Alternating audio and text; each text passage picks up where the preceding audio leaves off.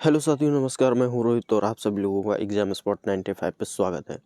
दोस्तों, आप लोग अगर आरआरबी, ग्रुप डी, एनटीपीसी या रेलवे की किसी भी वैकेंसी की तैयारी करते हैं तो ये क्लास आपके लिए महत्वपूर्ण है। और कोई अन्य एग्ज़ाम जैसे एसएससी, एमटीएस, एचएसएल और सीजीएल उसकी भी तैयारी करते हैं तो आप उन एग्ज़ामों को यहाँ से कवर कर सकते हैं, क्योंकि जो ग्रुप डी का लेवल है वो एक अच्छा लेवल है और यहाँ से अच्छे लेवल के प्रश्न आते हैं।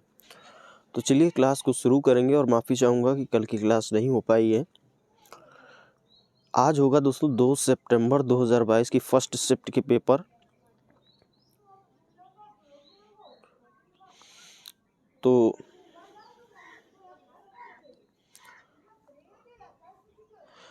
अगर आप लोगों ने हमारे चैनल को सब्सक्राइब नहीं किया तो प्लीज़ यार सब्सक्राइब करिए और चैनल को सपोर्ट ज़रूर करिएगा, जिससे जितने जल्दी हमारे सब्सक्राइबर कंप्लीट होंगे उतने जल्दी हमें लाइव आने का मौका मिलेगा और लाइव क्लास में हमारे भी समय की बचत होगी और आप लोगों के लिए भी एक अच्छा वो रहेगा कि जिससे लाइव क्लास अटेंड करने में कोई परेशानी नहीं होगी और जिससे एक रूटीन बन जाता है कि हम लाइव क्लास अटेंड कर रहे हैं। ठीक है, आप लोग अगर जितने भी ग्रुप डी की पिछली शिफ्टें हुई हैं इतने की भी रीजनिंग कर लेते हैं तो आप लोग आगे की जो एग्ज़ाम है रेलवे के लिए उनको अच्छे से आसानी से क्रैक कर सकते हैं। मैं रीजनिंग में पूरी गारंटी लेता हूँ। अगर आप लोगों ने पूरे जो 99 या 98 समथिंग शिफ्ट हुई हैं उनके प्रश्न अगर आप कर लेते हैं तो आप 30 में से 28-29 आराम से स्कोर कर पाएंगे। मैं तो कहता हूँ कि 30 में से 30 क्वेश्चन भी कर पाएंगे। तो चलिए प्रश्न को हल करेंगे। पहला प्रश्न है, देखिए, कर की दरों में वृद्धि से वेतनभोगी मध्यम वर्ग की जेब पर असर पड़ेगा। ये कथन है और इनकी ये दो धारणाएं हैं। आपको बताना कौन सी धारणा कथन के हिसाब से फॉलो होती है। देखिए, वस्तुओं की कीमतों में, ये पहली धारणा है, वस्तुओं की कीमतों में वृद्धि से गरीबों की भी नुकसान होता है। तो ये ऑप्शन आपका गलत है, क्योंकि यहाँ पे किसी भी गरीब की बात नहीं करी गई है, लेकिन मध्यम वर्ग की बात करी गई है। अगला देखिए, दूसरा, मध्यम वर्ग के पैसे बचाने के लिए अपने अतिरिक्त खर्च को कम करेगा। ये बात बिल्कुल सही है। तो यहाँ पे जो आपका सही ऑप्शन 1 नंबर। अगला प्रश्न देखिए, किसी निश्चित संख्या में व्यक्ति एक पंक्ति में उत्तर की ओर मुख करके बैठे हैं। डी ए के दाईं ओर चौथे स्थान पर बैठा है। मान लेते हैं डी यहाँ पे बैठा है और ए के दाईं ओर चौथे स्थान पे है। 1, 2, 3 और ये 4। ए सी के बाईं ओर 5वें स्थान पर बैठा है। ए जो है सी के बाईं ओर 5वें स्थान पर है। ए अगर सी यहाँ है तो 1, 2, 3, 4, 5, 5वां यहाँ होगा। ठीक है, आगे देखिए, बी और ई के बीच केवल 2 व्यक्ति हैं। बी और ई के बीच केवल 2 व्यक्ति बैठे हैं। यदि पंक्ति में कोई अन्य व्यक्ति नहीं बैठता है तो बैठे हुए व्यक्तियों की संख्या कुल कितनी होगी। ठीक है, अब बी कहीं भी बैठा सकते हैं, यहाँ पे भी रख सकते हैं। अब इनको काउंट करेंगे, 1, 2, 3, 4, 5, 6, 7, 8, 9, 10। तो अब यहाँ पे देखिए 10 ऑप्शन में नहीं है। अब बी यहाँ नहीं होगा। आप बी को यहाँ साइड में रख सकते हैं। बी अगर यहाँ पे रख दें, बी हम यहाँ रख देते हैं तो इनके बीच में 2 व्यक्ति होने चाहिए और ई को यहाँ पे रख देते हैं। अब देखिए 3, 3, 6, 1, 7, 7 भी ऑप्शन में नहीं है तो यहाँ पे ये नहीं होगा।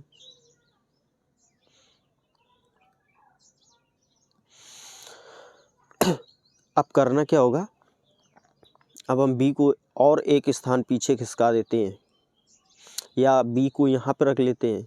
बी को यहाँ रख लेंगे, ई यहाँ आ जाएगा। अब देखिए 3, 3, 6, 1, 7, ये भी नहीं बनेगा। इसको भी हटा देते हैं यहाँ से। अब हम बी को यहाँ लेंगे, एक यहाँ पे आ जाएगा, एक ये ए हो जाएगा और इस यहाँ पे ई रख लेते हैं। अब इनके बीच में 2 व्यक्ति भी हैं। आप काउंट करिए इनको, 2 2 4 2 6 2 8, 8 भी ऑप्शन में नहीं है।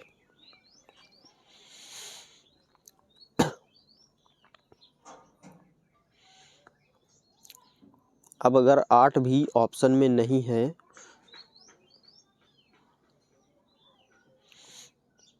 तो देखिए, अब बी को हम यहाँ रख लेंगे। बी और ई के बीच में 2 व्यक्ति हैं।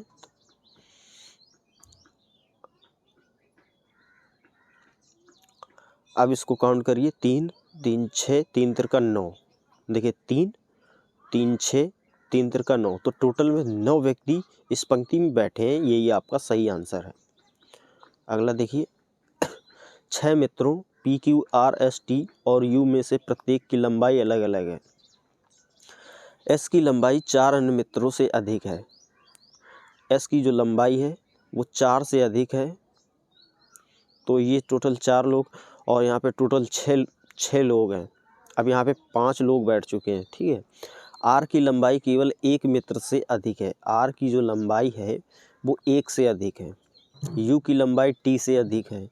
यू की जो लंबाई है वो टी से अधिक है, लेकिन पी से कम है। ठीक है। पी की लंबाई सबसे अधिक नहीं है। पी की लंबाई सबसे अधिक नहीं है, तो अब आर को यहाँ रख लेंगे और पी क्यू के ऊपर होगा नहीं। टोटल में 6 लोग हैं और ये 3 जहाँ भी बैठेंगे एक साथ बैठेंगे। तो अब यहाँ पे रख लेते हैं पी यू और टी आ जाएगा। अब बचा क्या, पी क्यू, क्यू बचा, क्यू यहाँ हो जाएगा। अब यहाँ पे जो दूसरी सबसे ज़्यादा लंबाई होगी वो टी की होगी, तो टी आपका सही आंसर होगा। ठीक है। अगला प्रश्न देखिए। देखिए वेन आरेख के प्रश्न हैं और इस शिफ्ट में वेन आरेख के काफ़ी प्रश्न हैं। यहाँ पे लगभग मैं सभी शिफ्टों का अभी तक का बता दूं तो सबसे ज़्यादा अगर वेन आरेख के प्रश्न आए तो इसी शिफ्ट में आए। अब देखिए, कितनी महिला अभियंता ड्राइवर हैं लेकिन डॉक्टर नहीं है।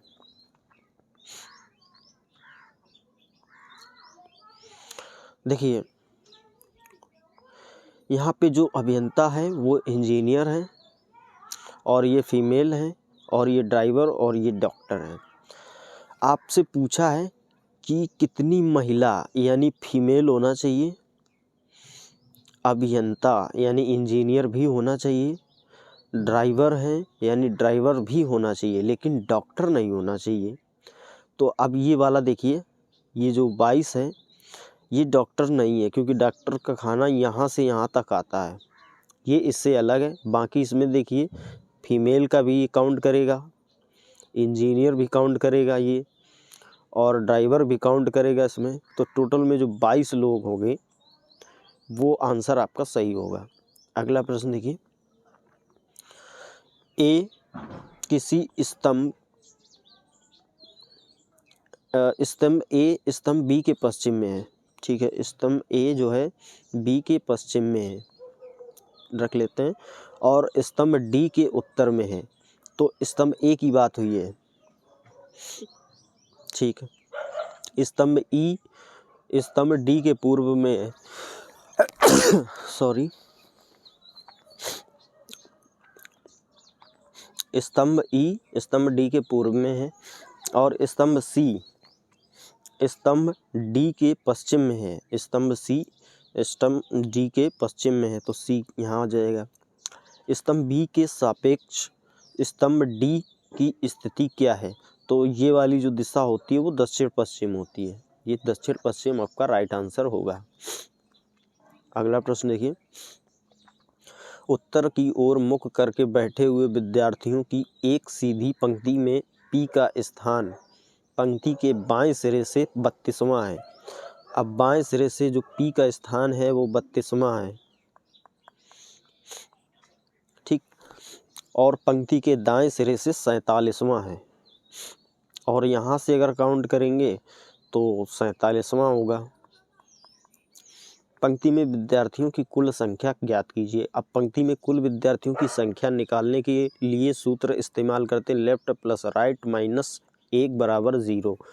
अब यहाँ पे लेफ्ट से उसका 32 है और राइट से 47 है, माइनस करेंगे 1 बराबर, अब देखिए इनको काउंट करेंगे 7 2 9 4 3 7, टोटल में 79 आएंगे, 1 माइनस करेंगे तो 78 आ जाएगा।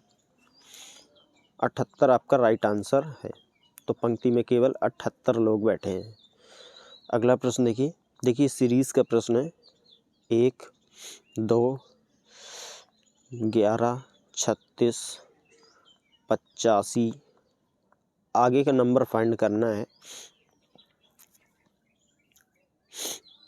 अब इसको हल करेंगे। इसका अंतर देखिए 1 है, यहाँ पे जो अंतर आया है वो 9 का आया है, और 6 में 1 गया 4, 3 में 1 गया 2 24, इसमें देखिए 5 15 में 6 9, 7 में 3 4। अब इसका आगे डिफरेंस देखिए 8। अब यहाँ से देखेंगे अगर तो 15, इसका डिफरेंस है 49 और 24, 9 में 4 5, 4 में 2 2। फिर से इसका डिफरेंस देख लेते हैं 8 7 15 और यहाँ पे 10। आगे का डिफरेंस देखेंगे तो आएगा 3। अब 3 इसमें जोड़ते हुए चले जाएंगे, 10 3 13, ऐसे ही इसमें 28 10 38, इसमें जोड़ेंगे 9 8 17, 4 3 7 और 1 8 87, इसमें जोड़ेंगे 7 और 5 12 की 2, हासिल आएगा 1 8 8 16 1 17, तो 172 आएगा, लेकिन 172 ऑप्शन में नहीं है, तो ये इस विधि से तो नहीं होगा।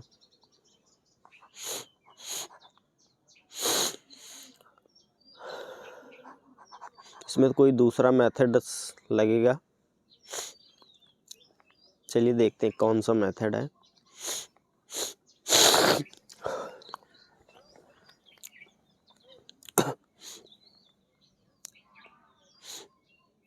अब इसमें देखिए 1 का हम वर्ग करते हैं और 1 जोड़ते हैं तो 2 आता है,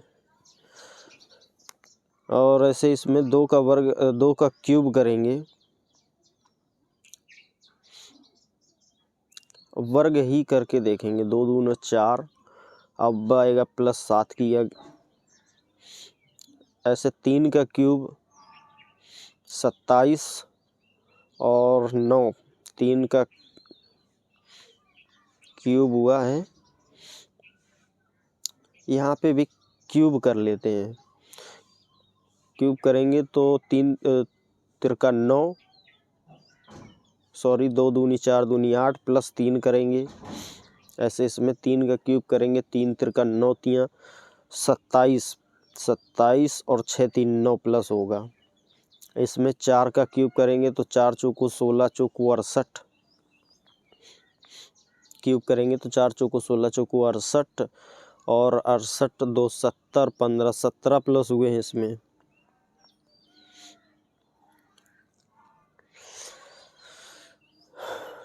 और इसमें देखिए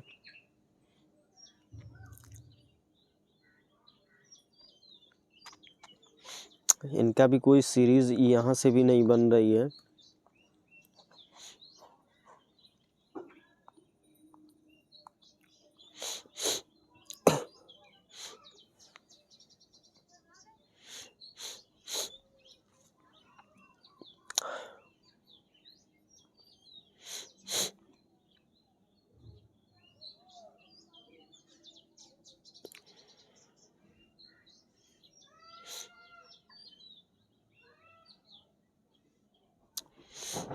यहाँ कौन सी सीरीज़ बन रही है, 1 का गुणा 2 में किया 2 आया, 2 में गुणा 5 करेंगे प्लस 1 करेंगे, फिर इसमें 3 का गुणा करेंगे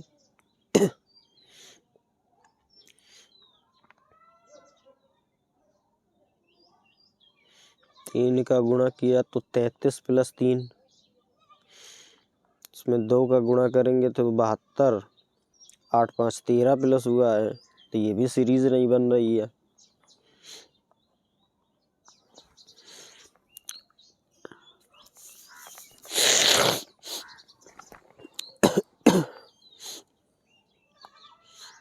अगर एक वर्ग एक क्यूब भी ले लेते हैं, मान लीजिए इसका हमने वर्ग भी करेंगे तो ये आगे 121 हो जाएगा। चलिए इसको बाद में देखते हैं, अगला प्रश्न करिए 20 में क्योंकि समय ज़्यादा जाएगा। देखिए, यदि सभी संख्याओं को अवरोही क्रम में व्यवस्थित किया जाए तो कितनी संख्याओं की स्थिति अपरिवर्तित रहेगी। अब देखिए, अवरोही की बात करी गई, अभी तक आरोही वाले आप लोग पढ़ रहे थे। अवरोही देखिए, तो सबसे पहले हम 429 को लेंगे, इसको अवरोही में बदलेंगे तो 9 2 4 हो जाएगा। ठीक, ये बड़े से छोटे की ओर बदलता है। यहाँ पे 8 आएगा, 4 7 9 2 2।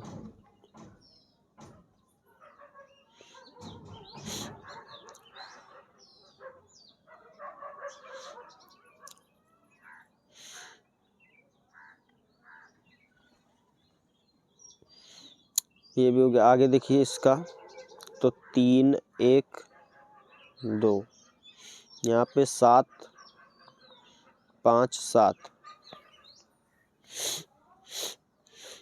अब देखिए, इसकी संख्या की जो स्थिति है वो अपरिवर्तित है,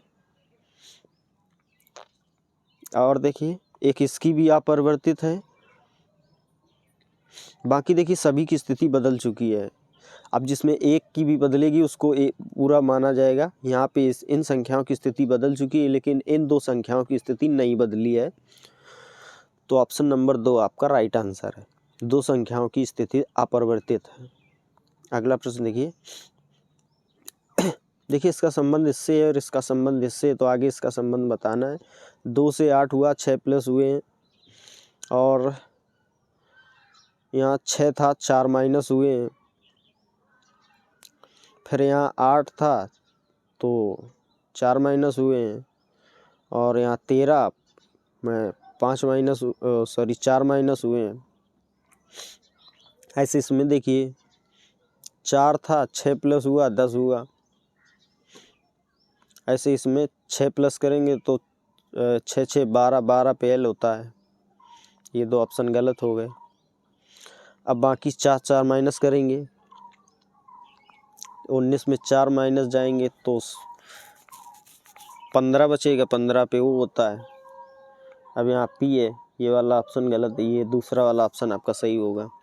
अगला प्रश्न देखिए।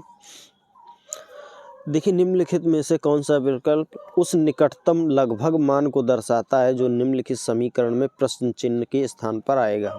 तो निकटतम मान की बात करेंगे तो यहाँ पे देखिए हम 5 मान लेते हैं इसको, क्योंकि 5 के बहुत ही करीब है, गुणा। अब यहाँ पे 2 है, प्लस यहाँ पे देखिए 1.96 है, तो इसको 2 मान लेंगे, गुणा आएगा। यहाँ पे आएगा 4 माइनस 8 डिवाइड बाई 2 प्लस 1। इसको सॉल्व कर लेते हैं हम। 2 चौको 8, 4 दूनी 8, 5 दूनी 10। तो ये प्लस के होंगे और ये माइनस के होंगे। अब यहाँ प्लस 1। अब इसको जोड़िए, 10 और 18, 10 और 8 18, 1 19, 19 में 4 जाएंगे, 15 बचेगा। ये ऑप्शन आपका दूसरा वाला सही है। अगला प्रश्न देखिए वैसा प्रश्न ये भी है। अब यहाँ पे इसको 15 मान लेते हैं, इसको 5 मान लेंगे, प्लस निकटतम मान की बात करी गई है इसमें लगभग में। तो अगर अब इनको सॉल्व करेंगे तो एग्जैक्ट मान आपको निकालने बहुत ही मुश्किल पड़ जाएगा, एग्जैक्ट पूछा भी नहीं है। निकटतम मान की बात करी गई है, प्लस यहाँ पे 18 मानेंगे, और यहाँ हो जाएगा डिवाइड बाई 3, प्लस यहाँ हो जाएगा 25, यहाँ डिवाइड बाई 5 - 9। अब इसको सॉल्व कर लेते हैं। 5 से 25 5 बार जाएगा, ये 6 बार जाएगा, 3 छक 18, 15 पन्ना 75, प्लस का 6 प्लस का 5 - 9। ठीक है, अब यहाँ पे जोड़ लीजिए 78 और 5 83, 83 में 9 जाएंगे तो 72 बचेगा। 72 आपका राइट आंसर है। अगला प्रश्न देखिए फिर से वेनारिक। अब इसमें पूछा है कितने गैर स्नातक अधिकारी ना तो प्रशासक हैं और ना ही अभियंता इंजीनियर्स हैं। हाँ देखिए, अब ये ऑफिसर हैं, अधिकारी हैं, और ये एडमिनिस्ट्रेटिव प्रशासक जिसे बोलते हैं, और ये इंजीनियर अभियंता, और ये ग्रेजुएट हैं। तो उसने पूछा है कितने गैर स्नातक अधिकारी। अब यहाँ पे स्नातक नहीं होना चाहिए, तो ग्रेजुएशन वाला ये पोर्शन आता है। ठीक, अब इसमें पूछा है कितने गैर स्नातक अधिकारी ना तो प्रशासक हैं और ना ही एडमिनिस्ट्रेटिव और ना ही इंजीनियर हैं। अब देखिए, गैर स्नातक अधिकारी ये स्नातक नहीं है, 8 और 9 ये दोनों देखेंगे। अब यहाँ पे देखिए 8 तो प्रशासक में एडमिनिस्ट्रेटिव में आ गया। अधिकारी की बात करी गई है, ये 9 जो होगा ये गैर स्नातक अधिकारी ना तो प्रशासक है और ना ही ग्रेजुएट है और ना ही अभियंता यानी इंजीनियर है। तो ये ऑप्शन आपका 9 वाला पोर्शन सही है, ये आपका राइट आंसर है। अगला प्रश्न देखिए, कितने स्वयंसेवी पर्यवेक्षक हैं लेकिन वे ना तो दानदाता और ना ही फील्ड वर्कर हैं। तो यहाँ पे देखिए फील्ड वर्कर ये हैं और सुपरवाइज़र पर्यवेक्षक ये हैं और डोनर्स दानदाता ये हैं और स्वयंसेवी ये हैं। तो यहाँ पूछा कितने स्वयंसेवी। अब जो भी इसमें आएगा, इसमें लंबे वाले आयत में जो भी होगा वो स्वयंसेवी होगा। कितने स्वयंसेवी पर्यवेक्षक हैं यानी सुपरवाइज़र हैं, तो ये 23 जो होगा वो सुपरवाइज़र होगा। अब आगे देखिए, लेकिन वे ना तो दानदाता और ना ही फील्ड वर्कर,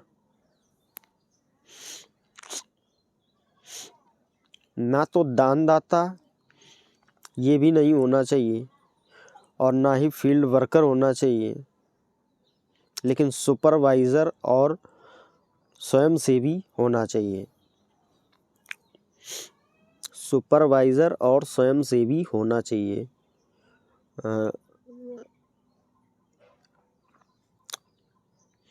तो स्वयंसेवी वॉल्यूमिनेटर यानी इसमें होना चाहिए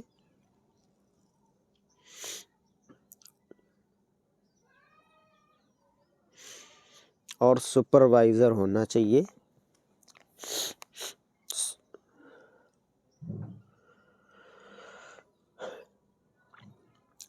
कितने स्वयंसेवी आएंगे इसमें,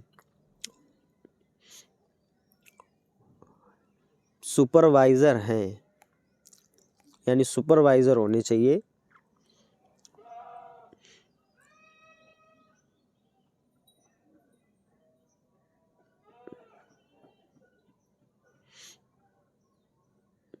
तो यहाँ ऐसा दोस्तों कोई भी नहीं है, इसमें इस प्रश्न में गलती मत करना। यहाँ पे टोटल 0 आएगा, ऐसा कोई है ही नहीं जो किसी में जुड़ा ना हो। आपका जो आंसर होगा वो 0 होगा। यहाँ पे देखिए सभी किसी न किसी से जुड़े हुए हैं और वो बोला है कि जो वॉल्यूमिनेटर यानी स्वयंसेवी और सुपरवाइज़र दोनों होने चाहिए। तो वॉल्यूमिनेटर और सुपरवाइज़र के ट्रायंगल में आता है। देखिए अब यहाँ पे अगर बात करेंगे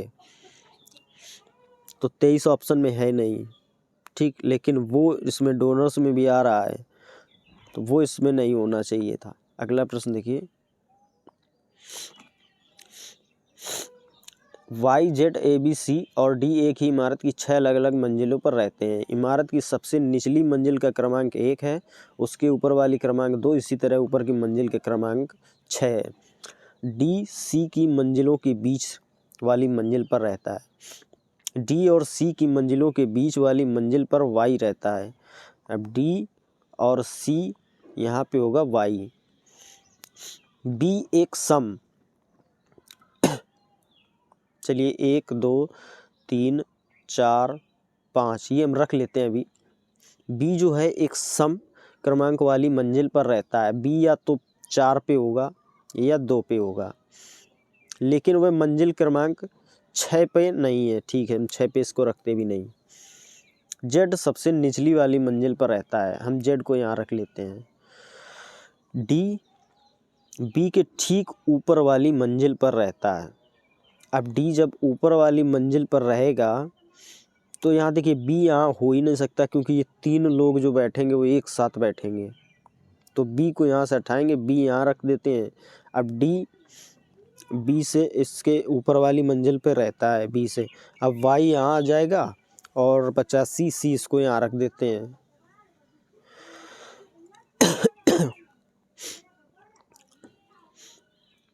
तो 3 2 5 लोग बैठ गए, बचा है जेड भी आ गया, वाई भी आ गया, ए बचा, ए आ गया 6 नंबर पे।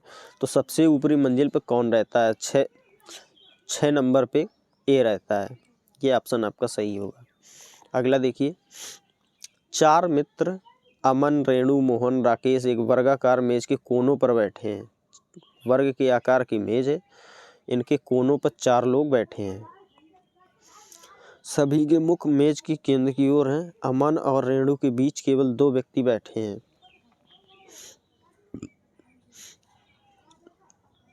अमन और रेणु के बीच 2 व्यक्ति, ठीक है। राकेश मोहन के दाईं ओर बैठा है। राकेश जो है मोहन के दाईं ओर बैठा है, बगल में बैठा है। यदि अमन मोहन के बाईं ओर ठीक बगल में बैठा है, मोहन अमन के बाईं ओर ठीक बगल में बैठा है, लेकिन ये तो दाईं ओर होगा।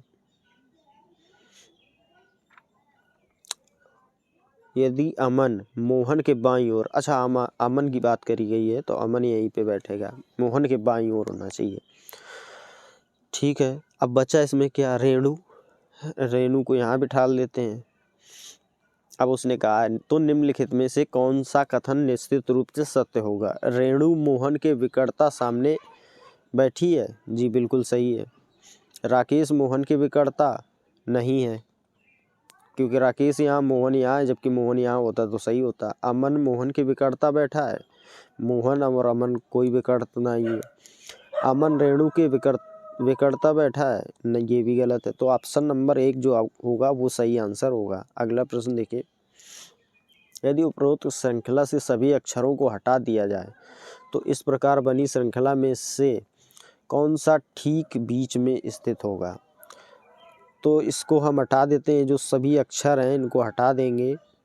टी, यहाँ से एच को हटा देंगे, इसको भी हटा देंगे, के टी ए इसको हटा देंगे, यहाँ से ये हट जाएगा, ये भी हट जाएगा। अब देखिए यहाँ से काउंट करेंगे, 1 2 3 4 5 6 7 8 9 10 11 12 13 14 15 16 17 18 19, तो टोटल में 19 लोग जब बनेंगे, ठीक है, तो 9 लोग इस तरफ होंगे, 9 लोग इस तरफ होंगे और बीच में एक बचेगा। तो 9 इस और किसी भी एक तरफ से हटा देते हैं। 1 2 3 4 5 6 7 8 9 ये हटा देंगे तो हैज़ यहाँ पे आ जाएगा। ये ऑप्शन आपका सही है, ये बीच में मध्य में होगा। अगला प्रश्न देखिए, अगर इसका संबंध इससे है तो इसका संबंध इससे है, आगे इसका संबंध बताना है।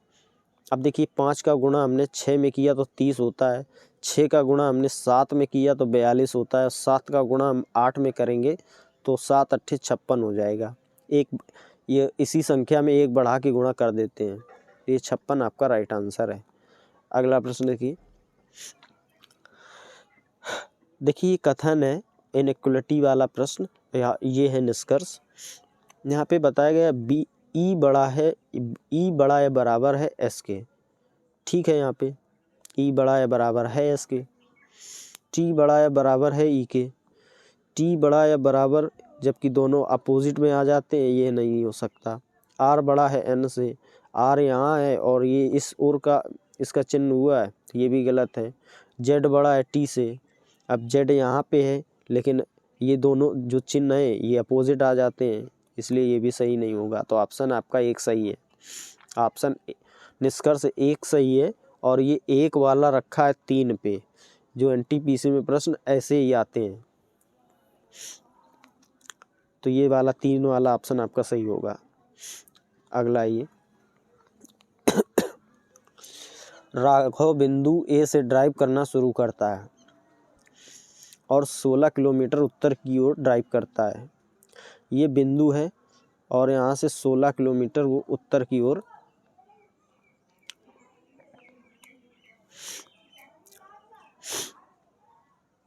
उत्तर की ओर चलता है। फिर वह दाईं ओर मुड़ता है और 10 किलोमीटर जाता है। दाईं ओर मुड़ा और 10 किलोमीटर जाता है। दाईं ओर मुड़ता है और 17 किलोमीटर ड्राइव करता है। अब वो फिर से दाईं ओर मुड़ेगा और यहाँ 17 किलोमीटर चलेगा। फिर वह दाईं ओर मुड़ता है, 13 किलोमीटर जाता है। फिर से वो दाईं ओर मुड़ेगा और 13 किलोमीटर जाएगा। वह अंत में दाईं ओर मुड़ता है, 1 किलोमीटर चलता है। अब वो अंत में 1 किलोमीटर चला और बिंदु P पर रुकता है। अब ये है बिंदु P, ये वाला बिंदु P है और ये वाला A है। बिंदु P से एक सीधी रेखा में बिंदु A तक पहुंचने के लिए उसे कितनी दूर और किस दिशा में ड्राइव करना होगा। अब देखिए ये वाली जो दूरी है वो 10 है और ये टोटल दूरी 13 है। जब इसमें माइनस कर देंगे 13 में 10 तो बचेगा 3, वो दूरी यहाँ पे आ जाएगी ये वाली, तो ये 3 हो जाएगा। अब P से A की ओर चलने के लिए 3 किलोमीटर पूर्व की ओर चलना होगा, क्योंकि P से A की सापेक्ष पूछी है, 3 किलोमीटर पूर्व की ओर हो जाएगा। ये ऑप्शन आपका सही होगा। अगला प्रश्न देखिए, एक निश्चित कूट भाषा में इसको ये लिखा जाता है, इसको ये लिखा जाता है, तो आगे इसको क्या लिखेंगे।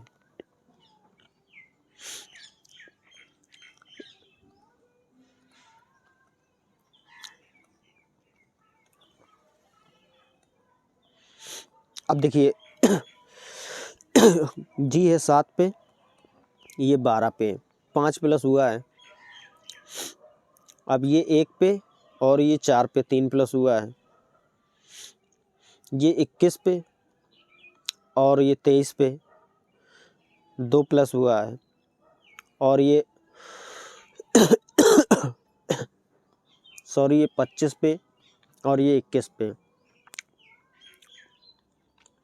ये है 18 पे और ये होगा 4, ये 20 और ये 5। अब देखिए 7 से 12, 5 प्लस हुआ है।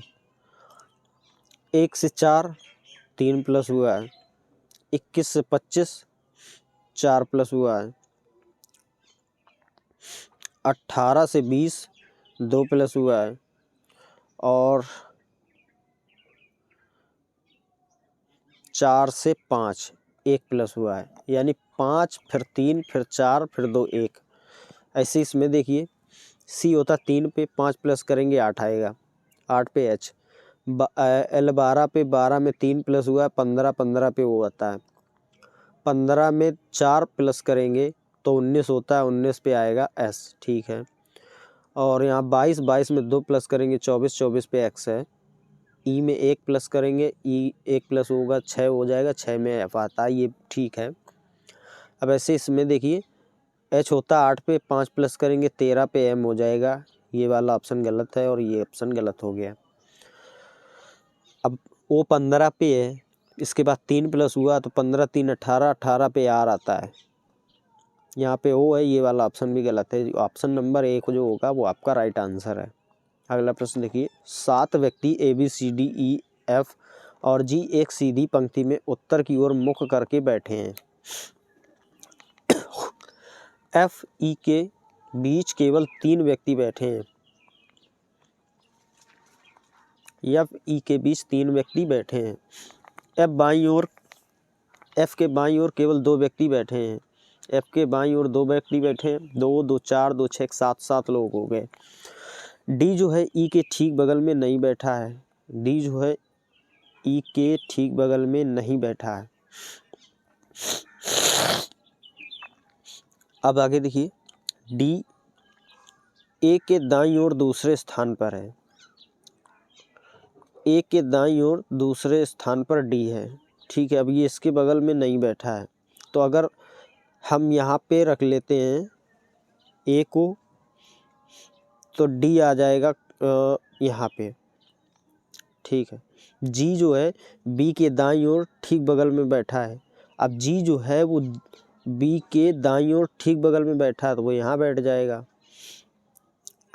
आगे देखिए बचा क्या, A B C D, A B C, C बचा तो सी आ जाएगा यहाँ पे। अब देखिए आगे पंक्ति के बाएं सिरे पर कौन बैठा है, तो पंक्ति के बाएं सिरे पर ए बैठा है। पंक्ति के बाएं सिरे पर ए बैठा है। आगे देखिए, उपरोक्त अनुक्रम में ऐसे कितने प्रतीक हैं जिनमें से प्रत्येक के ठीक बाद एक विषम संख्या और ठीक पहले एक प्रतीक है। यानी आगे 2 प्रतीक और फिर एक संख्या।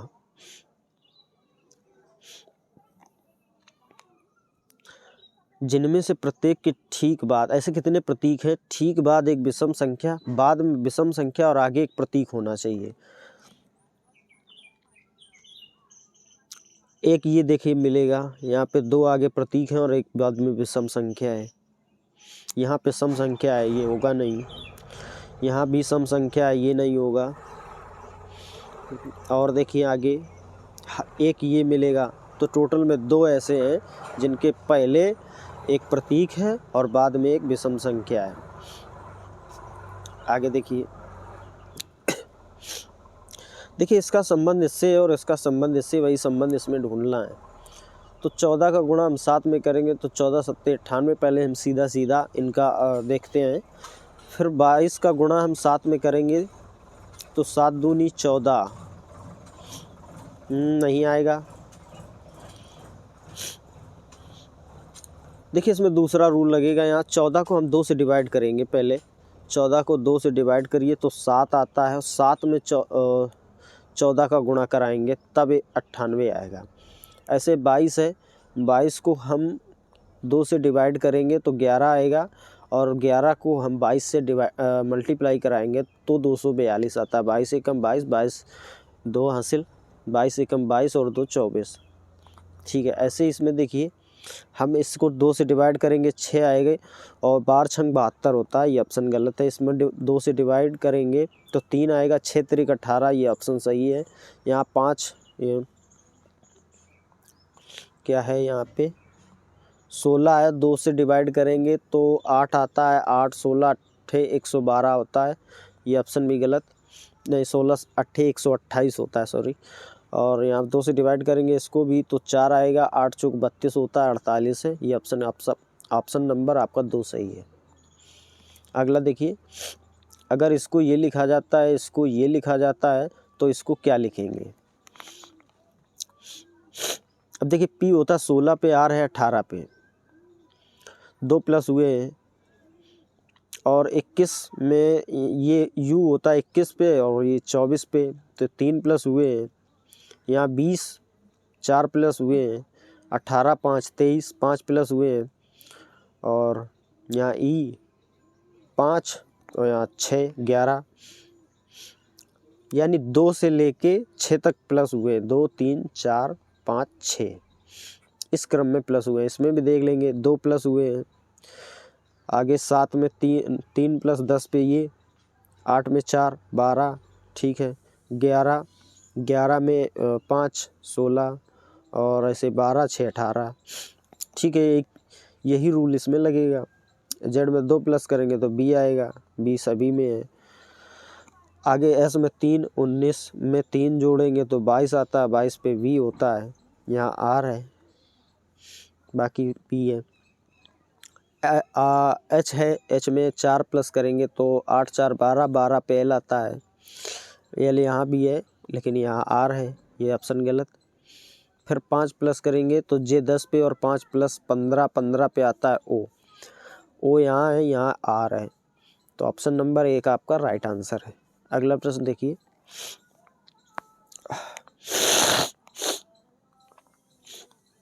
अब देखिए यहाँ पे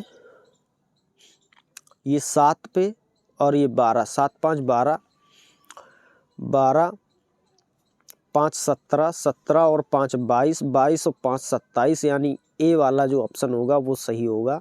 ये दोनों ऑप्शन आपके गलत हैं। आगे देखिए पी से यू, 16 5 21, 21 और 5 26, 26 और 5 5, 5 में 5 प्लस 10 जे आएगा, यहाँ पे एम है, तो ऑप्शन नंबर आपका 1 जो होगा वो सही है। आगे देखिए, ऐसे कितने विषम अंक हैं जिनमें से प्रत्येक के ठीक पहले एक पूर्ण वर्ग और ठीक बाद एक विषम अंक है। तो सबसे पहले विषम अंक देखेंगे। एक तो ये है विषम, एक ये है विषम, एक ये भी है विषम, ये दोनों है विषम, एक ये विषम है, ये विषम, ये भी विषम है, एक ये विषम है, ये विषम और ये विषम। अब देखिए यहाँ पे विषम की बात करी गई है कि ऐसे कितने विषम हैं जिनमें से प्रत्येक के ठीक पहले एक पूर्ण वर्ग होना चाहिए। तो 7 में क्या पूर्ण वर्ग है? आगे 3 है, नहीं है। अब आगे 1 को लेंगे, इसके आगे एक पूर्ण वर्ग है, हाँ ये 2 का पूर्ण वर्ग है, तो 1 ये मिल जाएगा आपका 1। इसके बाद 3 लेंगे, 3 के आगे 1 किसी का वर्ग नहीं है, या ये हो भी सकता है क्योंकि 1 का वर्ग 1 ही होता है, तो 1 ये मिलेगा। आगे 7 के आगे 3 है, 3 का कोई वर्ग नहीं है। 3 के आगे 4 है, ये 1 वर्ग है। 7 के आगे 3 है, किसी का वर्ग नहीं है। लेकिन उसने एक बात और भी कही है, उसने बोला है कि ठीक बाद एक विषम अंक भी होना चाहिए। अगर हम जैसे यहाँ पे इसको ले लें 1 को, तो आगे तो पूर्ण वर्ग है और पीछे 3 यानी विषम अंक है, 1 ये मिलेगा। अब यहाँ पे कोई नहीं है, आगे देखिए 3 को लेंगे तो 1 यहाँ पे 2 का वर्ग हो जाएगा और पीछे विषम अंक भी है, 1 ये हो जाएगा। अब ऐसे आगे 5 लीजिए, 5 के आगे 6 किसी का वर्ग नहीं है। 9 लेंगे तो ये 8 किसी का वर्ग नहीं। 7 लेंगे, 3 का वर्ग है लेकिन ये विषम अंक पीछे नहीं है। 1 को लेंगे तो 6 किसी का वर्ग नहीं है। 7 को लेंगे 2 किसी का वर्ग नहीं है। 3 को लेंगे किसी का वर्ग नहीं है। तो टोटल में 2 ऐसी संख्याएं होंगी जो एक वर्ग है और पीछे विषम अंक भी है। आगे देखिए, प्लस का अर्थ माइनस है, माइनस का अर्थ प्लस है, गुणा का अर्थ भाग है और भाग का अर्थ गुणा है, तो इसको सॉल्व करना है। अब माइनस है, माइनस का अर्थ है प्लस 17। अब यहाँ पे भाग है और भाग का अर्थ गुणा है, भाग का अर्थ गुणा है और यहाँ प्लस है, प्लस का अर्थ है माइनस 25 और यहाँ है गुणा, गुणा का अर्थ है भाग। अब इसको सॉल्व करेंगे तो 5 से 25 5 बार जाएगा, 17 ते 51, यहाँ 51 हो जाएगा और ये 40 प्लस का 51 माइनस 5। अब इसको जोड़ लेते हैं तो 91 होगा। 91 में 5 घटाते हैं तो 88 बचता है।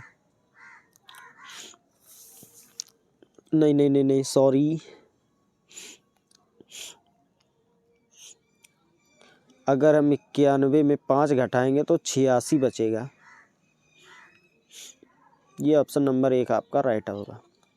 अगला प्रश्न देखिए, ये देखिए सीरीज का प्रश्न है फिर से। 58, 118, 208,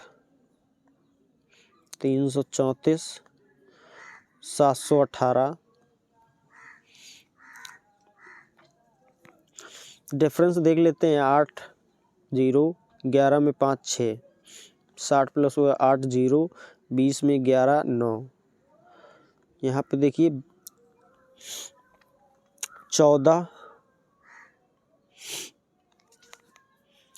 14 में 8 जाएंगे तो 6 बचेंगे, और यहाँ 2, 3 में 126। ऐसे ही यहाँ पे देखिए 30 का डिफरेंस है, इसका डिफरेंस देख लीजिए। 26 और 36 का डिफरेंस है। आगे यहाँ 6 का डिफरेंस है, इसमें 6 42 होगा।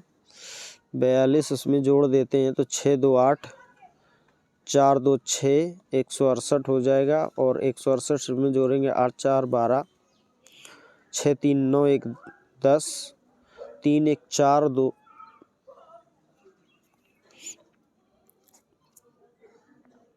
5 हो जाएगा। 502 5 4 8 4 12 की 2 हासिल 1, 6 3 9 1 10 हासिल 1, 3 1 4 1 5, 502 आएगा इसका। 502 ही आंसर सही है। अगला प्रश्न देखेंगे। अगला प्रश्न नहीं है तो ये थी आज की क्लास।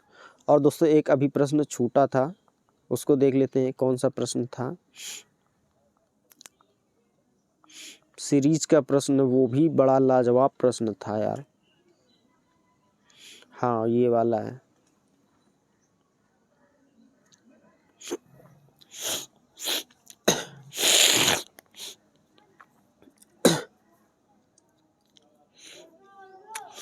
अब इसको देखिए, पहले इसका वर्ग करेंगे तो 1 ही आएगा। 1 का वर्ग 1 ही होगा, प्लस 1 करेंगे। फिर 2 का वर्ग 4 होता है, प्लस 7 हुआ है।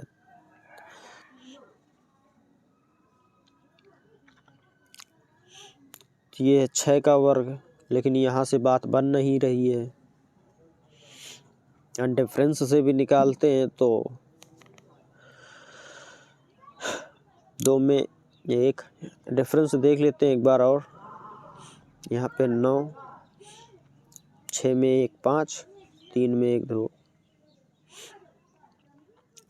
15 में 6 9, 7 में 4 49।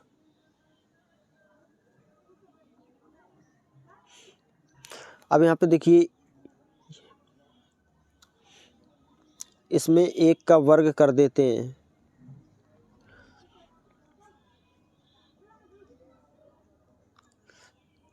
ये इसका, लेकिन अगर ये 3 का क्यूब है, मान लेते हैं 3 का वर्ग है, ये 5 का वर्ग है, ये 7 का वर्ग होगा, 7 का। और यहाँ पे हम 7 9 का वर्ग कर देते हैं तो 9 नाम 81 होता है। 9 नाम 81।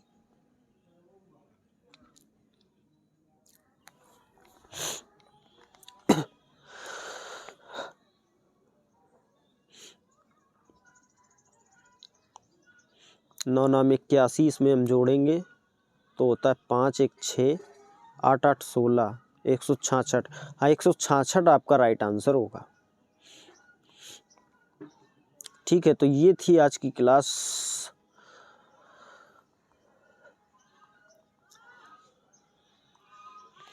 और उम्मीद है दोस्तों क्लास आपको पसंद आई होगी।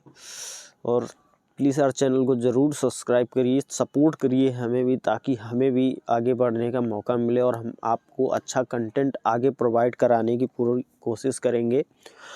अभी तो ये केवल मैं मॉक टेस्ट इसीलिए लेके आता हूँ क्योंकि यहाँ पे भी सब कुछ इतने जल्दी करना पॉसिबल नहीं होता है। सीखना और समझना पड़ता है, यूट्यूब को भी सीखना पड़ता है, क्लास को भी बनाना पड़ता है। बाकी जो ये प्रश्न हमने इसीलिए अभी जो डिटेल्ड क्लास हैं वो उनको नहीं लिया है, क्योंकि ये जो प्रश्न है ये पिछले ग्रुप डी के पेपर में ही ये पेपर तो ही करा रहे हैं हम, वही चीज़ है इसमें। तो आप लोग सपोर्ट ज़रूर करिए। और यहाँ पे नए प्रश्न लाने का उद्देश्य तभी होना चाहिए जब आप उसमें प्रॉपर बिल्कुल एकदम से तैयार हों। बिना तैयारी के आप अगर किसी को कोई कंटेंट प्रोवाइड कराएंगे तो वो एक अच्छी बात नहीं है, क्योंकि उस समय वो जो स्टूडेंट होगा वो आप पे भरोसा करेगा, और आप पे भरोसा करने का मतलब है वो आपसे ही जुड़ना चाह रहा है, जिससे आगे उसको कोई परेशानी ना हो, या वो एग्ज़ाम में जब भी बैठे तो प्रश्न को आसानी से बना सके। उद्देश्य यही होना चाहिए कि जो भी कंटेंट आपको प्रोवाइड हो वो एकदम प्योर सॉलिड 100% सही होना चाहिए। नहीं, यूट्यूब पर इंस्टीट्यूटों की कमी नहीं है और यहाँ पे पढ़ाने वालों की भी कमी नहीं है, काफ़ी लोग हैं। बस मेरा उद्देश्य है कि जो भी अभी आप लोग जैसे कहीं से भी पढ़ चुके हैं तो आप लोग ईज़िली ये प्रश्न करते हुए चले जाएंगे, लेकिन जो नए छात्र हैं जैसे अभी 10वीं या इंटर करके तैयारी में जुड़ना चाह रहे हैं, उनके लिए ये क्लासें महत्वपूर्ण है। वो लोग इससे आप अपना जो वीक पोर्शन है वो कवर करेंगे, और जो कहीं से भी तैयारी कर रहे हैं तो उनको प्रैक्टिस के रूप में भी ये क्लास महत्वपूर्ण होगी। ठीक है यार, चैनल को ज़रूर सब्सक्राइब करिए। मिलेंगे अगली क्लास में। धन्यवाद।